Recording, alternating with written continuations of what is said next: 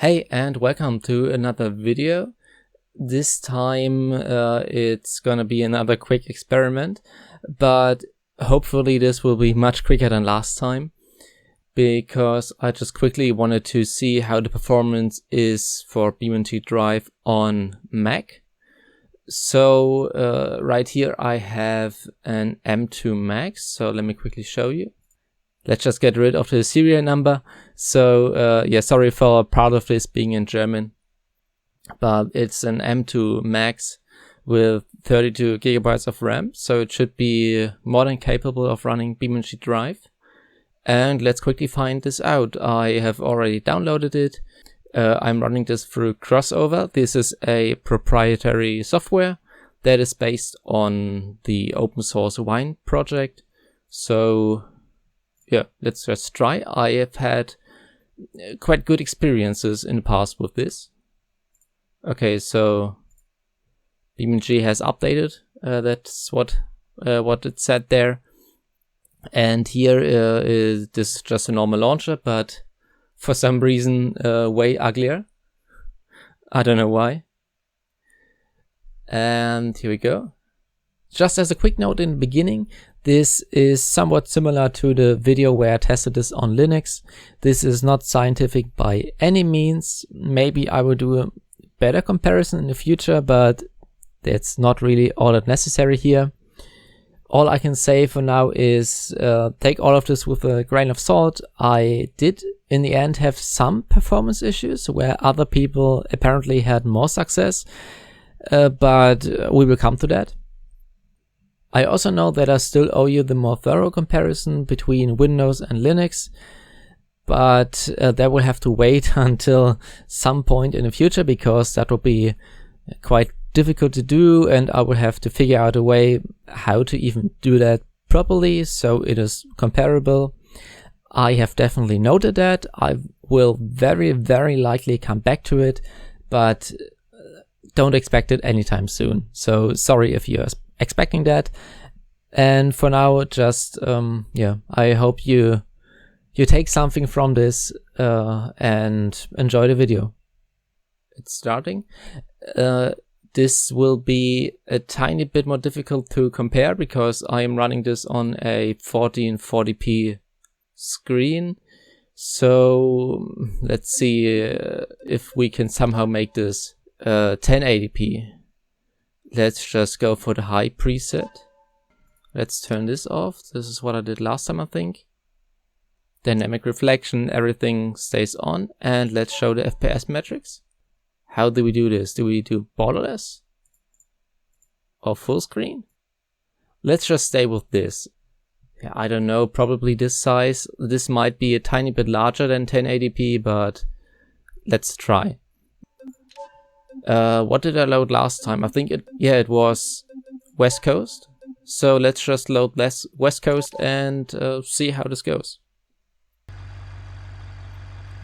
So everything loading in seems to be relatively slow, but I'm already used to that from the Linux test. There we had the same problem, that it just took forever to load. This performance isn't great. We are averaging about maybe 30 FPS. That's not good. Well, in that case, I will have to postpone this slightly and test these settings here. So right now we are using D3D Metal as a translation layer, and I will come back to you with the results. One thing I might have to check as well is OBS, because if I'm looking at the CPU usage here, so it's using more than 3 cores, so 3.5 cores roundabout of CPU, which isn't great. I think I might have accidentally chosen a software encoder for the video instead of a hardware-based encoder, because the GPU isn't doing that much right now. I don't know. So yeah, I would just have to test that out and then come back to you with some actual results about what runs the best, and maybe fix OBS in the process. Welcome back. As it turned out, I already had basically the best option. I tested around for a bit, And as it turned out, the 3D Metal with msync is the best one apparently. DXVK as well as eSync, they ran quite well, but they weren't as stable. This combination just seemed to be that tiny bit more consistent. So let's just load back in and see how this goes. I have also fixed the high CPU usage of OBS. That indeed was a wrong encoder.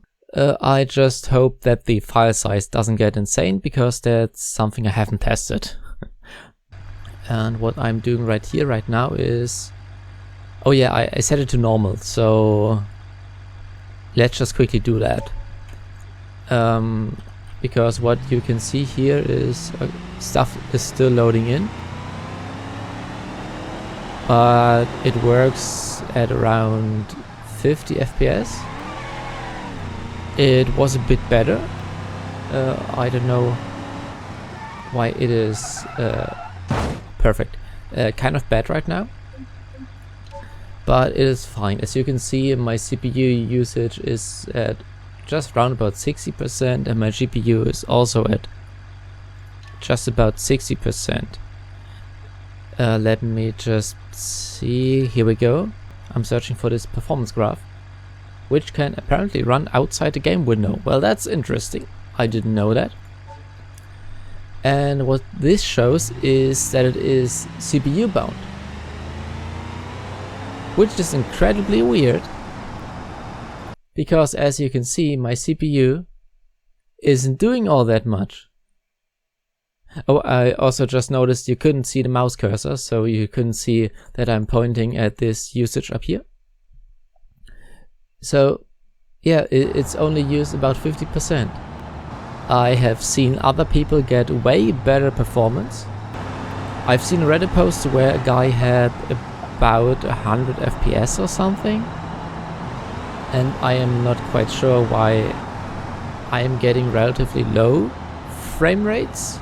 I think he had a very comparable setup, so I don't know. Maybe I will have to figure this out in the future to see what is causing this exactly, but yeah, right now we are averaging about 60 FPS,